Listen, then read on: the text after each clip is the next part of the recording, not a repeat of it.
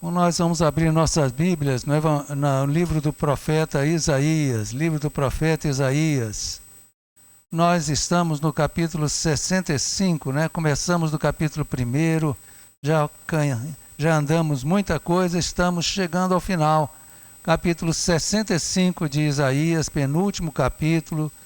Nós vamos ler dos versos 17 até o verso 25, Isaías, capítulo 65, dos versos 17 até o verso 25.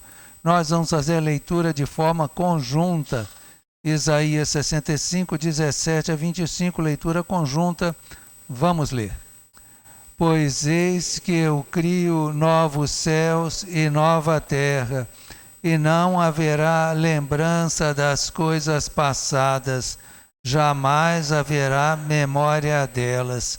Mas vós folgareis e exultareis perpetuamente no que eu crio, porque eis que crio para Jerusalém alegria, e para o seu povo regozijo.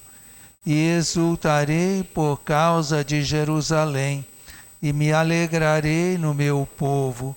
E nunca mais se ouvirá nela nem voz de choro, nem de clamor. Não haverá mais nela criança para viver poucos dias, nem velho que não cumpra os seus, porque morrer aos 100 anos é morrer ainda jovem, e quem pecar só aos 100 anos será amaldiçoado. Eles edificarão casas e nelas habitarão, plantarão vinhas e comerão o seu fruto. Não edificarão para que os outros habitem, não plantarão para que os outros comam, porque a longevidade do meu povo será como a da árvore, e os meus eleitos desfrutarão de todas as obras das suas próprias mãos. Não trabalharão debalde, nem terão filhos para a calamidade, porque são a posteridade bendita do Senhor, e os seus filhos estarão com eles. E será que antes que clamem, eu responderei. Estando eles ainda falando, eu os ouvirei. O lobo e o cordeiro pastarão juntos, e o leão comerá palha como o boi. Pó será a comida da serpente. Não se fará mal nem dano algum em todo o meu santo monte, diz o Senhor. Amém. Vamos orar. Pai, nós te agradecemos pela tua palavra que foi lida. Nós te agradecemos pela vida de cada um dos irmãos, das irmãs que está aqui agora.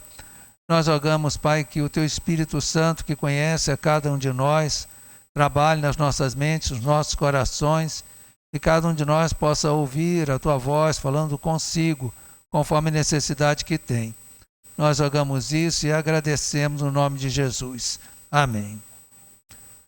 Estamos terminando o livro de Isaías, né? Chegamos aqui no capítulo 65, próximo capítulo é o 66. Estamos terminando hoje o 65, né? Então, na outra semana, né, nós já estaremos no capítulo 66, terminando o livro de Isaías, uma longa caminhada até aqui.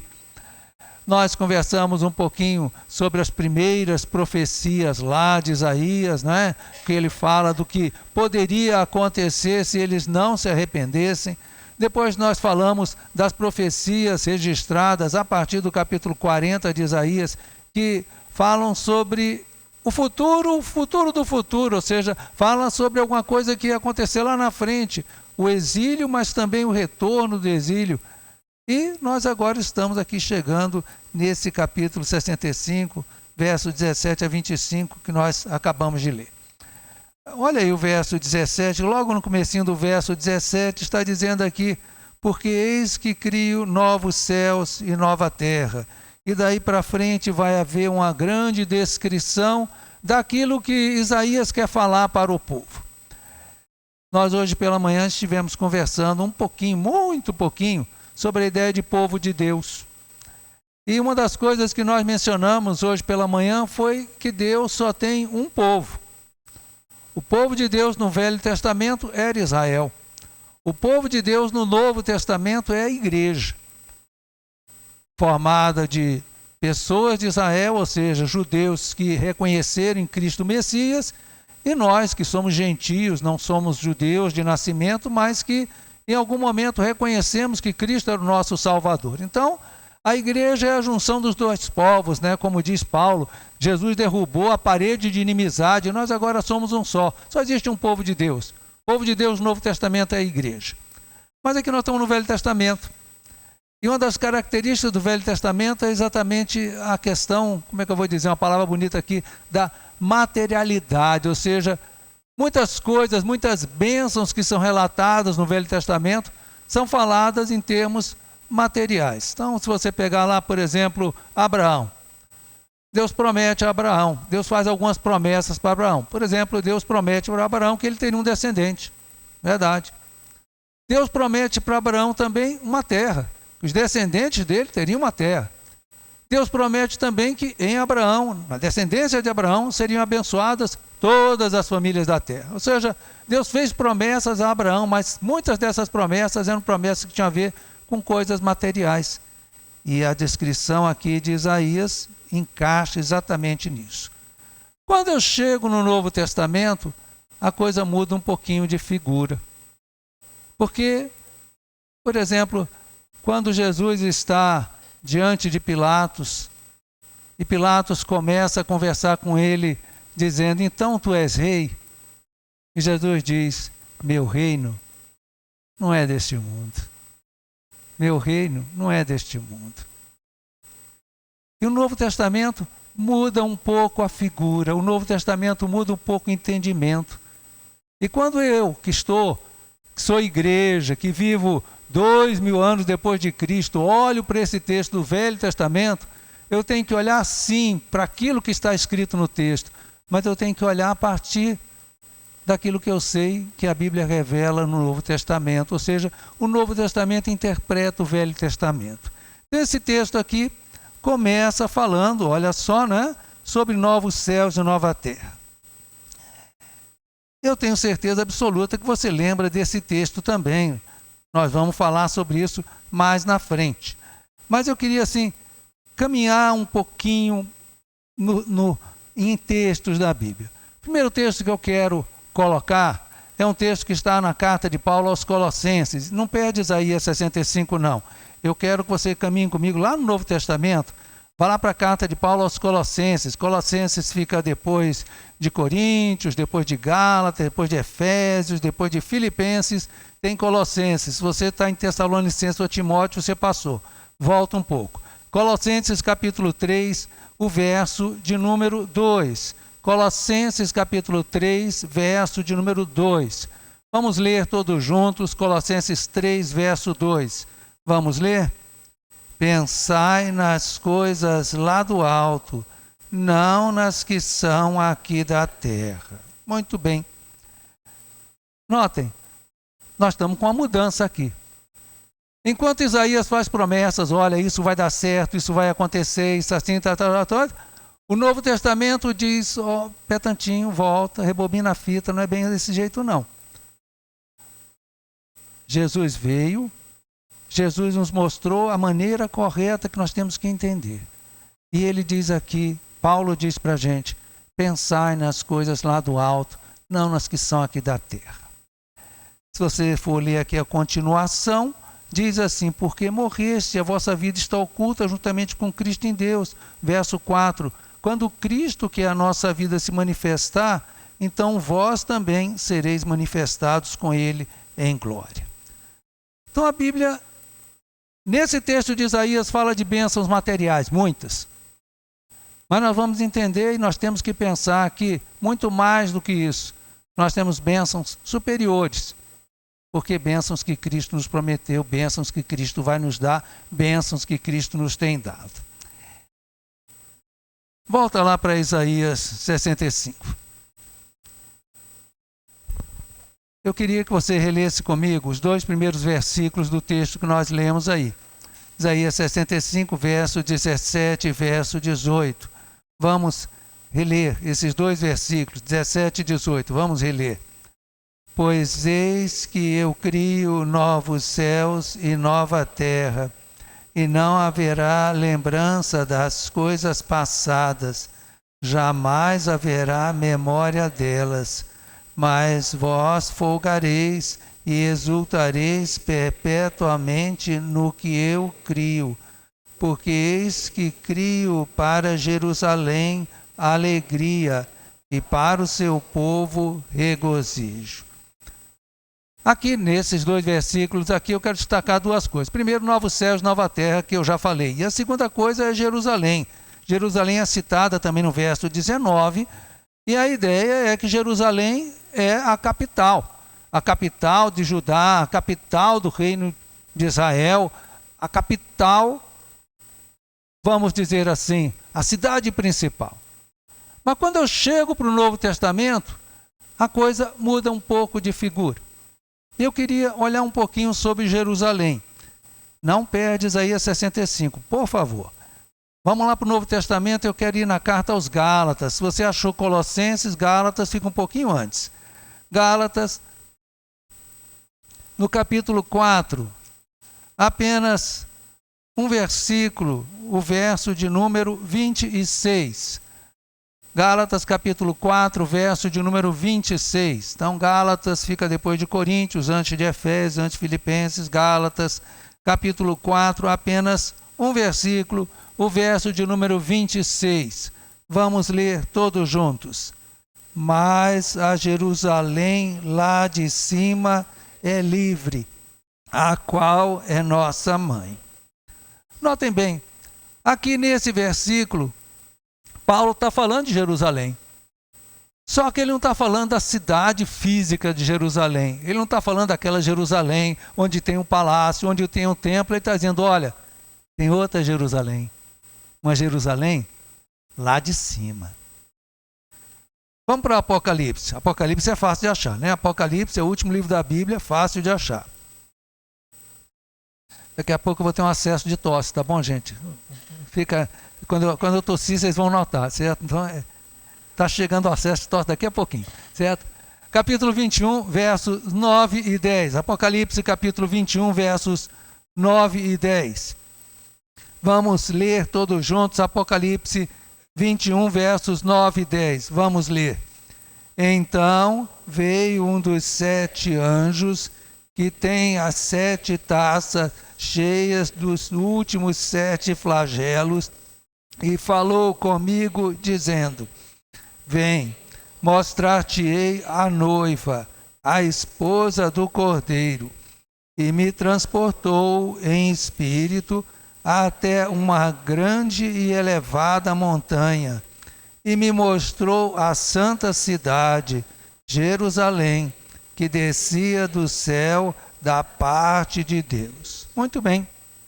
Notem, no Novo Testamento, a nossa Jerusalém não é aquela Jerusalém que está no mapa. A nossa Jerusalém é lá de cima. A nossa Jerusalém é a Jerusalém que Apocalipse descreve, aquela que vai descer do céu. Essa é a Jerusalém.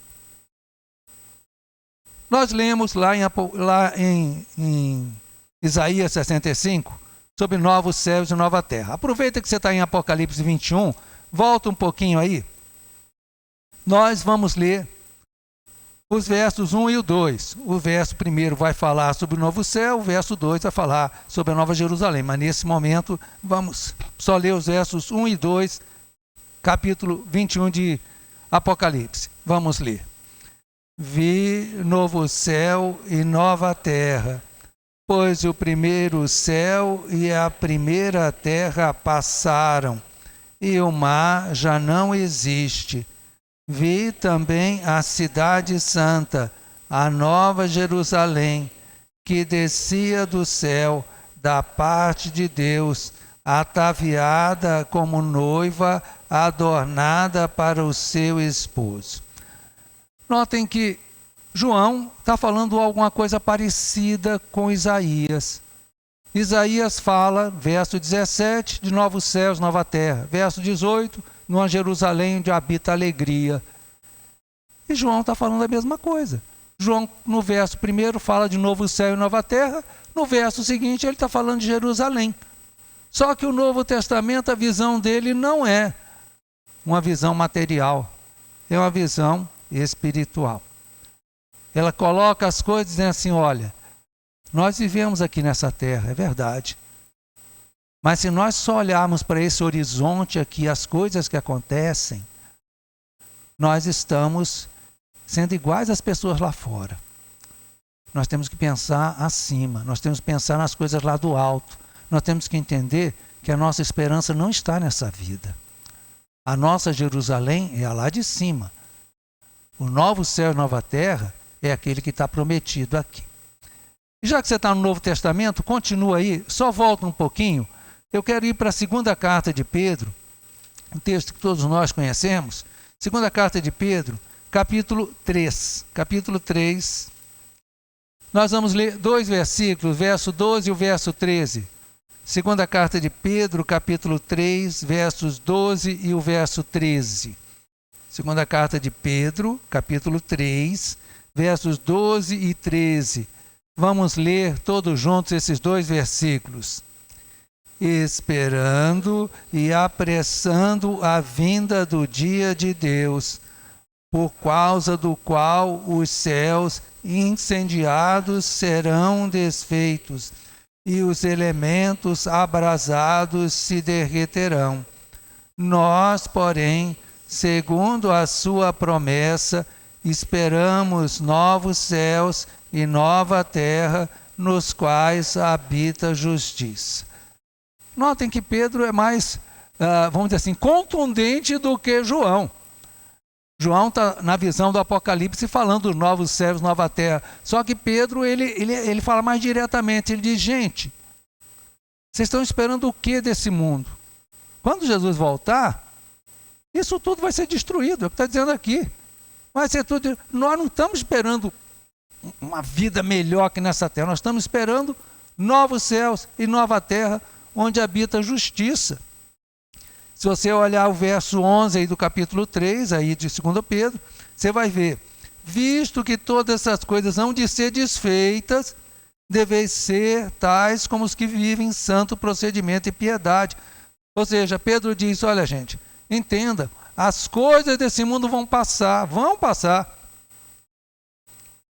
Nós não temos que ficar com o coração nas coisas desse mundo, porque as coisas desse mundo vão passar. Então, todos esses textos aqui que a gente leu no Novo Testamento é para nos reposicionar, né? Porque se a gente ficar só com a profecia de Isaías 65, nós vamos ficar pensando, está profetizando aqui que Jerusalém vai ser assim, que os judeus vão ser assim, tal coisa. Não, o Novo Testamento interpreta aquela profecia e diz, olha, novo céu e nova terra vai ser depois de Deus destruir tudo isso aqui. Aí ele vai fazer novo céu e nova terra. Jerusalém perfeita é lá de cima. Aqui desce de Deus. Volta lá para Isaías 65.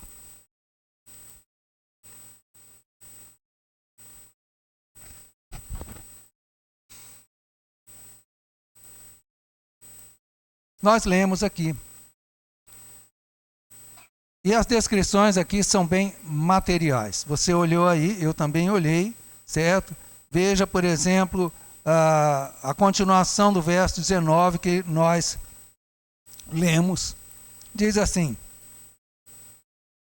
nunca mais se ouvirá nela, nem voz de choro, nem de clamor. Verso 20, não haverá jamais nela, criança vai ver poucos dias, nem velho que não compra os seus, e por aí vai. Verso 21, eles edificarão casas e nelas habitarão.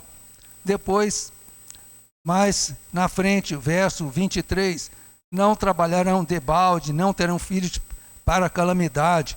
Pois o verso 25, o lobo e o cordeiro pastarão juntos, etc, etc. Tudo que está colocado aqui é uma coisa bem material. Eu consigo ver essas coisas, eu entendo o que é uma pessoa viver até os 100 anos. Aqui está dizendo que quem morresse com 100 anos ia morrer cedo, né? Então, quer dizer, a expectativa de vida ia ser enorme. Eles iam plantar, eles iam colher, todas as coisas, e haver uma paz. Tudo isso aqui que está descrito aqui, está descrito uma coisa bem material. Mas nós já vimos pelo Novo Testamento que o Novo Testamento nos dá uma outra visão. Agora, as mesmas lições que estão aqui, embora não do ponto de vista material, mas do ponto de vista espiritual, sim, são promessas que Deus colocou e que virão no novo céu e nova terra e tudo mais. Por que a gente tem que falar de céu e terra? Por que a gente tem que falar de céu? Porque nós aqui na terra, nós temos tantas coisas que ocupam a nossa cabeça, que nós muitas vezes nem lembramos do céu. Na Bíblia tem uma expressão, que você conhece a expressão, tá? Na carta de Paulo aos Coríntios. Obrigado, não vai adiantar muita coisa não, mas obrigado, certo? Ele vai ganhar um galardão, tá bom? Eu já anotou no céu o galardão, quem deu o copo de água, tá? Deixa aqui do lado aqui, que é uma crise alérgica, não é só água não, é mais do que isso.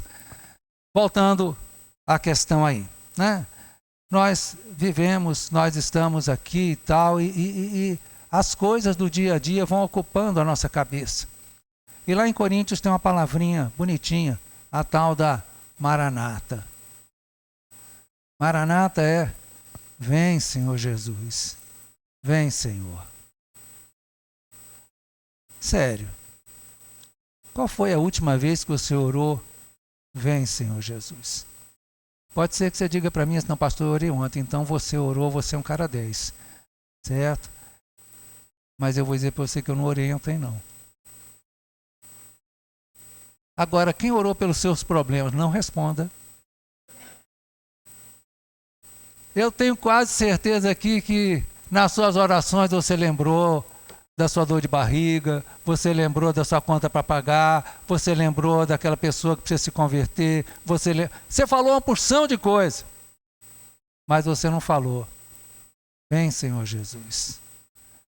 Ou seja, a nossa vida vai nos envolvendo.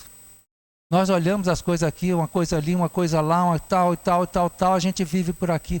É por isso que a gente tem que falar do céu, principalmente na igreja, né? Na igreja tem que falar do céu, para a gente tirar a mente das coisas que vão passar e reconhecer aquilo que Paulo, primeiro versículo que a gente leu do Novo Testamento: pensai nas coisas lá do alto e não nas que são aqui da terra. Então aqui esse texto de Isaías 65, embora ele esteja descrevendo de coisas materiais, ele está falando de bênçãos e bênçãos que nos aguardam no céu. Primeira coisa aí, nós já lemos, já relemos o verso 18. Eu quero que você acompanhe aí, eu vou reler mais uma vez. Diz assim: mas vós folgareis e exultareis perpetuamente no que eu crio, pois eis que crio para Jerusalém alegria e para o seu povo regozijo. Então a primeira bênção que está falando aqui é a bênção da alegria. Mas não é essa alegria passageira que nós temos aqui na terra. Paulo diz que a gente tem que se alegrar no Senhor. A gente tenta. De vez em quando alguma coisa balança, aí você já perdeu a alegria. Certo? Nós aqui na terra somos muito guiados pelas circunstâncias. O vento sopra para cá, o vento sopra para lá. E aí, quando nós temos uma situação dessa aqui, nós lemos aqui na Bíblia que a bênção prometida é uma bênção de alegria. Só que uma alegria que dura para sempre. E essa alegria vem acompanhada de outra coisa. Olha o verso 17 que nós já lemos e relemos. Diz aí: pois eis que crio o novo céu e nova terra, e por aí continua, e não haverá lembrança das coisas passadas, jamais haverá memória delas. Olha o verso 19: exultarei por causa de Jerusalém, me alegrarei no meu povo, e nunca mais se ouvirá nela nem voz de choro, nem de clamor. Essa é uma promessa que a gente lê também em Apocalipse, e nós não vamos lá, você conhece a promessa, certo? Deus lhe enxugará dos olhos toda lágrima, não haverá pranto, não haverá dor. Então, de um lado, a alegria, de outro lado, a ausência de qualquer coisa que possa nos trazer tristeza. Deus vai tirar a lembrança das coisas que podiam nos trazer tristeza. Deus vai fazer isso. Aqui na terra, a nossa lembrança, a nossa memória, nós lembramos de coisas boas, mas lembramos também de coisas ruins. Tem coisas que aconteceram nas nossas vidas que nos magoaram. E querendo ou não, nós às vezes vivemos relembrando esses momentos de mágoa. E aqui o texto está dizendo que lá não vai haver choro, não vai haver lágrima, não vai haver sofrimento, não vai haver pranto, as coisas passadas, as coisas antigas já passaram. A outra coisa que está prometida aqui, no verso de número 20, vai falando de longevidade, né? Fala de criança viver poucos dias, nem velho não cumpre os teus, porque morrer aos 100 anos é morrer jovem, por aí vai. Eu estou falando de longevidade. Eu tenho certeza que longevidade é uma coisa boa, com saúde, ok? Com saúde. Porque você viver até os 70 é bom. Se você tiver vigor, como diz a Bíblia, até os 80 é bom. Mas se você ficar doente, não é tão bom assim não. E a coisa periga. Se você ficar enfermo e tal. Por que isso, gente? Não é só por causa da morte. Quando você lê a carta de Paulo aos Coríntios, no capítulo 15, ele diz que Cristo vai transformar os nossos corpos. E ele vai revestir os nossos corpos da imortalidade. Gostei dessa coisa. Mas não é só disso. Ele vai revestir também da incorruptibilidade. Isso é importante. Incorruptibilidade significa que a gente não vai estragar. Entende o que eu estou falando? Quem já tem assim um pouquinho mais de vela no bolo de aniversário, sabe que cada pecinha que nós temos aqui tem prazo de validade. E não tem peça de reposição. Sabe como é que é isso? Acaba a validade daquele negócio e você não tem peça de reposição para aquilo. E aí acabou. Né? O escritor de Eclesiastes, lá no capítulo 12, ele vai falando sobre o que a gente chama de decrepitude. Né? Certo? Os teus olhos, as janelas dos teus olhos começaram a se fechar. Os sons, certo? A minha esposa fala que o vizinho de cima tem um apito, fica apitando. Está ouvindo? Não. Está ouvindo? Está apitando alto? Não, eu já perdi um pedacinho da minha audição, certo? Faz parte. E a tendência é só... Que expectativa legal, hein? Vocês gostam de mim, hein? Eu senti firmeza. Vocês gostam de mim, eu senti a coisa aqui. A questão é a seguinte, gente. Quando aqui há uma promessa de vida longa, nós temos uma promessa maior. Nós não queremos vida longa, nós queremos novos corpos, ressurreição, um corpo incorruptível, que não desgasta, que vive não 100 anos, nem 200, eternamente. Nós queremos isso. E a promessa de Deus é alegria. A promessa de Deus é ausência de lembrança que nos traga sofrimento. A promessa de Deus é uma vida eterna, com um novo corpo, que não tem os problemas desse corpo que nós vivemos hoje. Mas também tem outra coisa aqui. Notem, o verso de número 21 diz assim: eles edificarão casa e nelas habitarão, plantarão vinhas e comerão do seu fruto. Verso 22, não edificarão para que os outros habitem, nem plantarão para que os outros comam. Ou seja, o que está falando aqui? Ele está falando uma realidade que o povo de Israel tinha vivido, e viveu muito tempo. Construía sua casa e tudo mais, vinha o inimigo, tomava a cidade e tomava a sua casa. Plantava a sua vinha, mas vinha o inimigo, tomava ali conta daquilo. E Deus está dizendo, olha... Nesse lugar que eu vou fazer, vocês vão viver em total segurança, vocês vão plantar e vão colher de verdade. Vocês vão se realizar, vocês vão fazer as coisas acontecerem. Então aqui o texto fala de realização, fala também de segurança naquilo que eles vão fazer. Eu não tenho a menor ideia de como é a vida no céu, tá bom, gente? mas eu tenho certeza do seguinte: nós estaremos plenamente satisfeitos. Sabe? Eu lembro de uma coisinha que eu aprendi num curso, logo no comecinho da minha vida profissional, que a pessoa que estava palestrando dizia mais ou menos o seguinte: olha, se em 100% do seu tempo você usa só 25% da sua capacidade, você vai ter 75% de frustração. Tá? Então imagina, vamos supor, faz de conta, né? Vamos supor que você é engenheiro, tá? Você é engenheiro, mas por algum motivo da sua vida, você não conseguiu uma colocação e você foi trabalhar numa loja que faz suco de laranja. Qual será seu nível de frustração? Na nossa vida, gente, uma porção de coisas que nós poderíamos fazer, gostaríamos de fazer, ficou só no não deu. Ou seja, nós acumulamos frustrações, nós temos uma bagagem, né?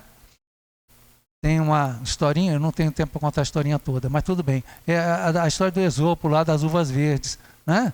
Então, tem as uvas verdes, tem a raposa está morrendo de fome e ela olha as uvas, né? As uvas não estão verdes, as uvas são maduras, estão lindas, maravilhosas. E a raposa vai e dá um pulo para tentar pegar as uvas, mas ela não consegue, as uvas estão muito altas. E ela pega mais distância, dá um pulo mais alto para pegar e não consegue pegar. E ela, distância maior ainda, e dá um pulo maior ainda para pegar, e ela não consegue pegar. Ela olha para as uvas assim, eu não queria, estão todas verdes. Ou seja, não é que ela não queria, é que ela não conseguiu. Nós temos uma porção de uvas verdes, coisas que nós gostaríamos que acontecessem, mas que não aconteceram. E aqui nessa promessa está falando que nós vamos ficar plenamente satisfeitos.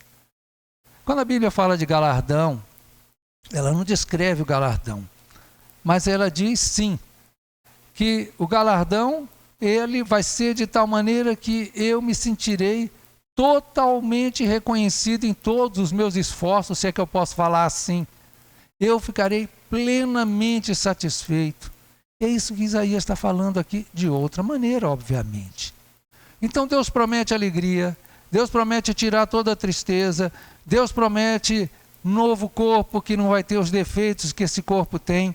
Deus promete também que nós vamos nos realizar, certo? O verso 23, não trabalharão debalde. Debalde não é de baciazinha não, gente. Debalde significa em vão, certo? Não trabalharão em vão, certo? Então, quer dizer, você vai trabalhar e você vai colher, você vai fazer e você vai realizar, você vai se satisfazer, plena satisfação.